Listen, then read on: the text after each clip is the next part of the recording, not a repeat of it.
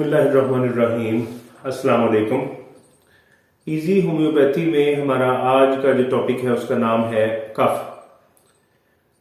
कफ ये एक ऐसा मसला है जो कि हर उम्र के अफराद को हो जाता है, चाहे छोटे बच्चे हों, बालिग अफराद हों, नौजवान हों, जवान हों, बूढ़े हों, मर्द हों, औरत हों, कोई फर्क नहीं पड़ता, हर एक को कफ हो जाती है।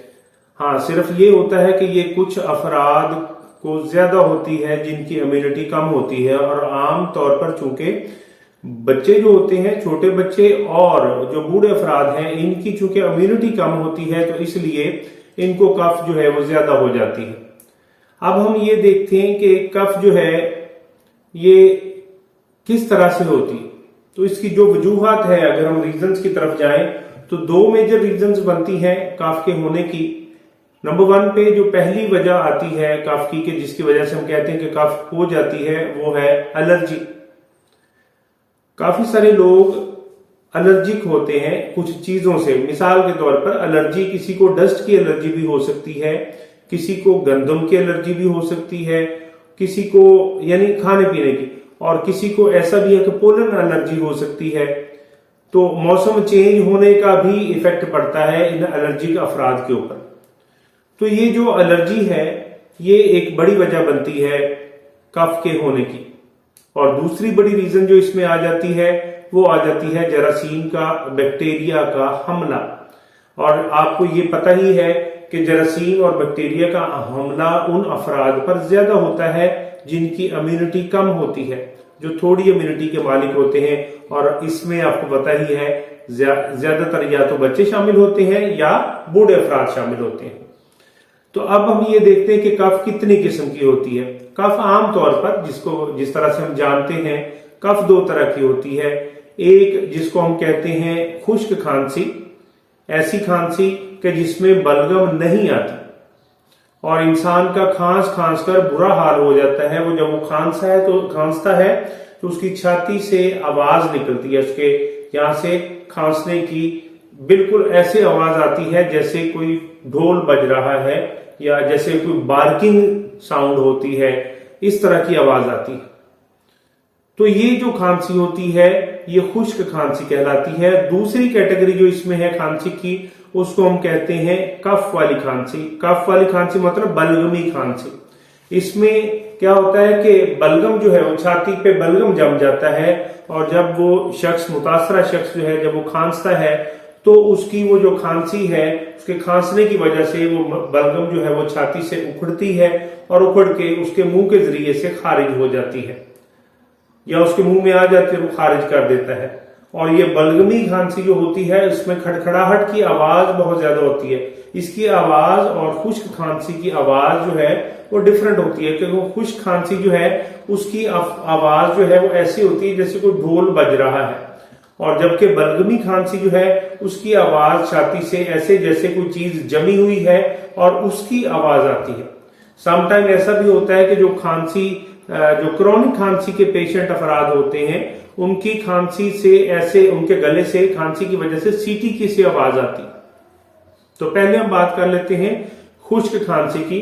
तो ये जो खुश्क खांसी है, चाहे खुश्क खांसी हो चाहे बलगमी खांसी हो, दोनों सूरतों में ये जो खांसी है इसका अटैक शुरू होता है गले से इसका अटैक शुरू होता है। गले में इन्फेक्शन होती है, चाहे वो एलर्जी से हो जाए, चाहे जरासीम से हो जाए, बैक्टीरिया से हो जाए, किसी भी चीज से हो जाए, तो गले में एलर्जी होगी और यहां से प्रॉब्लम स्टार्ट होगा। और उसके बाद ये प्रॉब्लम बढ़ता जाएगा, मूव करता हुआ मुतासरा शख्स की छाती तक जाएगा, और यहां पर जाकर म्यूकस जो है, बलगम जो है वो बन जाती है और उसके लंग्स पे जम जाती है, छाती उसकी रुक जाती, जम जाती, ऐसा होता है।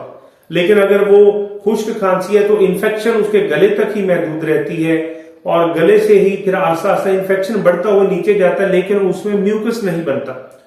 तो खुश्क खांसी वाले अफराद जो है उनको गले में ऐसा है कि गले में सुइयां सी चुभती भी महसूस होती है, गले में दर्द भी होती है, बहुत ज्यादा शदीद अटैक होता है खांसी का, और खांसते खांसते उनके छाती में दर्द शुरू हो जाता है, उनके पेट में दर्द शुरू हो जाता है, और ये स्पेल आते हैं। ऐसे मरीज जो है इनको खांसी के स्पेल आते हैं, यानी एक अटैक आया, खांसी का एक अटैक आया, शदीद अटैक आया, इतना अटैक क्या अब वो जो है उससे बात भी नहीं हो रही, बोला भी नहीं जा रहा, वो बात करता है या बोलने की कोशिश करता है, रोकने की कोशिश करता है, वो नहीं रुकती, वो आती जाती।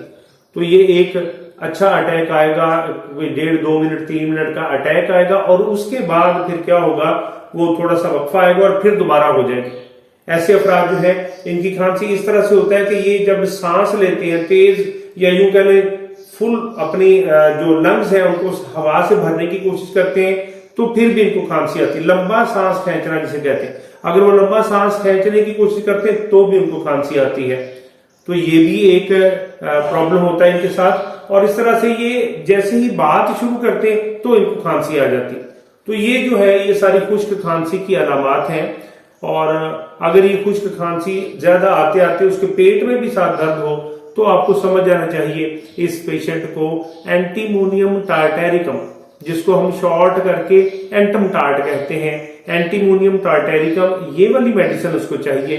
और अगर तो वो बच्चा है तो उसको आप 6x में टैबलेट्स देंगे और 2 टैबलेट्स आप दे देंगे उसको 2-2 घंटे के बाद टैबलेट्स दें, उसको चूसेगा, बायोकेमिक है तो उससे उसको बेहतरी होगी। और अगर वो बड़ा शख्स है, बड़ा है, नौजवान है, जवान है, बूढ़ा है, कुछ भी, तो उस सूरत में आपने उसको देनी है एंटीमोनियम टार्टैरिकम 30 में आपने लेनी है। 5 कतरे 1/4 गिलास पानी में डालने हैं और सुबह सहरी से पहले और इफ्तारी के बाद ये आपने इस्तेमाल करने। रमजान मुबारक के बाद ये टाइमिंग आप 3 बार कर लेंगे, सुबह दोपहर शाम कर लेंगे, इंशाल्लाह इससे फर्क पड़ेगा। दूसरी खांसी की तरफ आते हैं जिसको हम कहते हैं बलगमी खांसी। ये बलगमी खांसी जो है ये भी यहां से ही शुरू होती है, गले से ही शुरू होती है। इसका इन्फेक्शन गले से स्टार्ट हो जाता है और उसके बाद फिर क्या होता है कि वो जो पेशेंट होता है वो इन्फेक्शन बढ़ता हुआ उसकी छाती तक जाता है और छाती में उसको फिर बलगम बन जाती है, बलगम जम जाती है। फिर उसको खांसी जब आती है तो अब क्या है कि उसके यहां से खांसी की आवाजें आती हैं, छाती से खड़खड़ाहट की आवाजें आती हैं, लड़खड़ाहट की आवाजें आती हैं, सही तरह से बात भी नहीं हो पाती उससे। और ऐसे अफराद इनको मूवमेंट से खांसी बढ़ती, जैसे जैसे वो मूव करेंगे तो उनकी खांसी में इजाफा होगा। तो ऐसे अफराद जिनकी मूवमेंट से खांसी बढ़े, जिनकी मूवमेंट से खांसी में इजाफा हो, आपने ये समझ लेना है कि ये अफराद जो हैं ये किस चीज के हैं। ये अफराद पेशेंट हैं एक होम्योपैथिक की और जबरदस्त मेडिसिन, और उसको हम कहते हैं ब्रायोनिया एल्बा। तो ब्रायोनिया के ये पेशेंट हैं। तो जो ब्रायोनिया के पेशेंट होंगे उनको आपने जाहिर ब्रायोनिया देंगे। बच्चे हैं तो वही 6x पे हम चले जाएंगे, और अगर बड़े हैं या बूढ़े हैं तो उनको हम 30 पे जाएंगे। ब्रायोनिया 30 हम यूज करेंगे। 5 कतरे 1/4 गिलास पानी में सुबह सहरी के वक्त, 5 कतरे 1/4 गिलास शाम इफ्तारी के बाद। तो इनको आप इस्तेमाल करेंगे, इंशाल्लाह फर्क पड़ेगा, अफाका होगा। और कुछ अरसा आपको इस्तेमाल करना पड़ेगा, यानी कि फौरी आप कुछ अरसा इस्तेमाल करेंगे, हफ्ता 2 हफ्ता इस्तेमाल करेंगे तो इसमें इंशाल्लाह बेहतरी आ जाएगी।